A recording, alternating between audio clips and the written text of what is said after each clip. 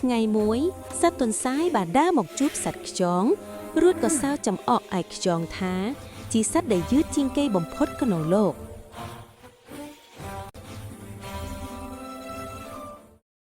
ខ្យងមិនខឹងឡើយតែបែរជាបបួលទន្សាយភ្នាល់គ្នារត់ប្រណាំងទៅកាន់កំពូលភ្នំទន្សាយក៏យល់ព្រមភ្លាមទាំងមើលងាយ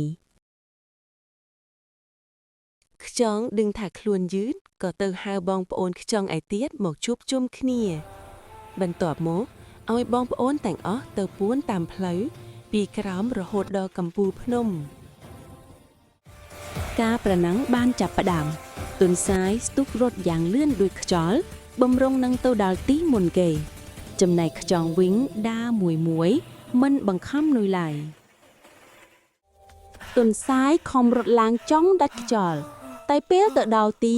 ក៏ឃើញខ្យងទៅអង្គុយចាំនៅទីនោះបាក់ទៅហើយ